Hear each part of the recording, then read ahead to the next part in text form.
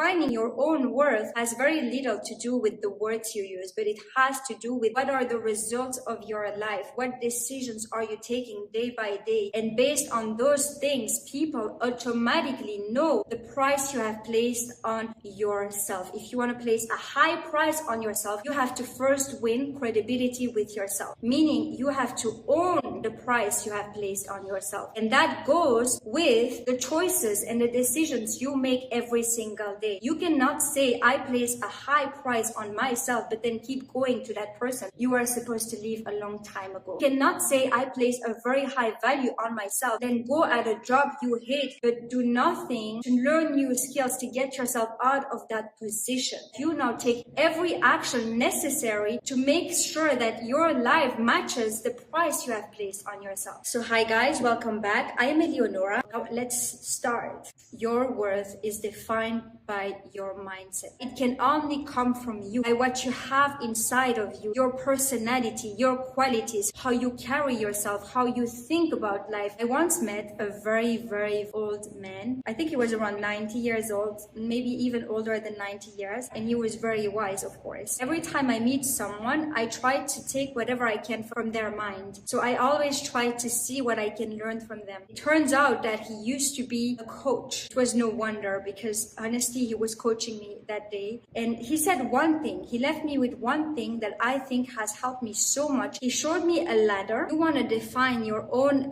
ladder, and that ladder represents your values. For example, for me, it is love, growth, purpose. So when I work on my mindset, every choice that I make is based on those values. If you want to have direction and purpose and meaning in your life, the first thing you have to do is to define your values. And you want to define them from the most important one to the least important one. That ladder is different for everyone. So there is no right or wrong way to work on your mindset, but you just want to understand that your worth comes from your mindset. And the way you work on your mindset is very personal to you, based on your own values. You don't stay where you don't belong. You have to teach yourself how to read the expiration date. Am I growing in this situation, or am I dying? As a woman, you have to learn how to walk away from a situation that is no longer serving you. And in order for you to be able to do so, you have to teach yourself how to be comfortable being alone. You have to teach yourself how to make your life evolve around other things than a man or a friend. Find a ground on your own. Have a purpose for yourself, goals for yourself, have hobbies with yourself. When you know that it's time for you to go, you can go, and that you do not hold on to what is no longer yours. Stop trying to appeal to everyone. Draw a line and enforce that line to other people. And the truth is that a lot of people hate when you do so. If you are uncomfortable with not being liked, well, it's very hard to impose that line to others. And you can only gain other people's respect when you are very comfortable imposing that line to others. Not everyone is your customer. There are a lot of people who do not understand the pricing of some clothes. That does not stop them from placing the price so high. And so when you meet a guy or when you meet a person and they don't understand the pricing you have placed on yourself, you do not take it personal. You just don't take it personal.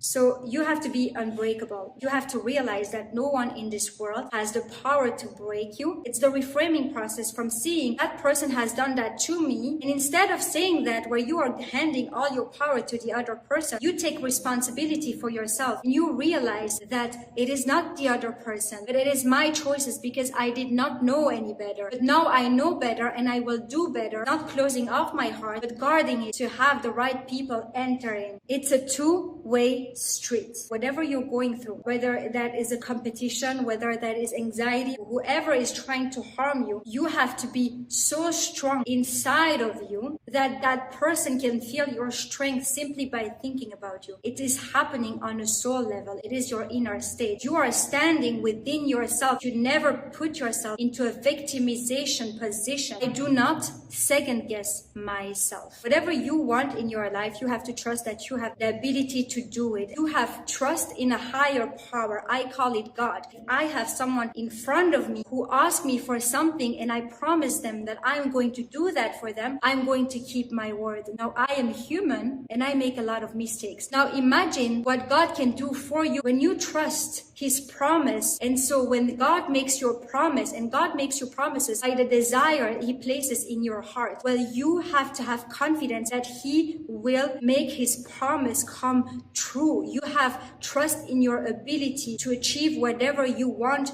because you have confidence in God. I don't ask, for I know. So when it comes to who you are or where you're going in your life, you never ask anyone's opinion. You know, you are sure about yourself. You do not give anyone the power to influence your self-perception. When I was younger, I was very easy to influence and I would listen to everyone around me. I realized that everyone around me was always saying how hard it is. Whatever we are talking about, like succeeding at all your exams, it's very hard. Starting a business, it's very hard. Moving across the country, it's very hard. I even remember hearing change is impossible.